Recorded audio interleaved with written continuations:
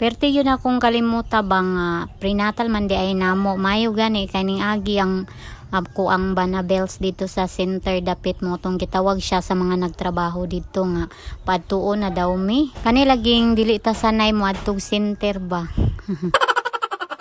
Dayon sakto pod pag abot namo dito kay gamay na lang kayong mga tao ba nagpatimbang na dai ko diha tapos gikuhaan na dai ko mga kanang BP. Nagkatawa gani ko nga part diri kay gihadlok ko ani ako ang kauban bangay kanang ingon man gud ni si ma'am nga mag-inject na daw mi. Medyo nahadlok gani ko diri nga time kay ngan nga inject agoy murag sakit gyud na ba.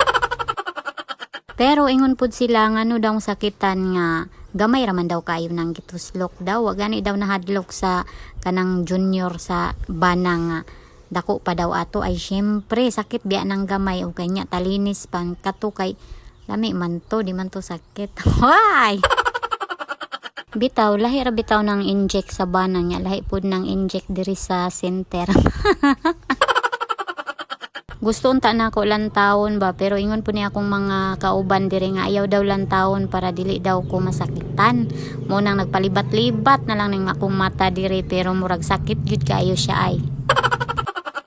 Hangtod gani karon na nagbuntag na lang sus pertigyong huy-huya sa akong mga kamot wa jud koy tulog gabi kay dili malihok akong kamot pero syempre agwan tahon nato ni kay tinuyuan man nato ni.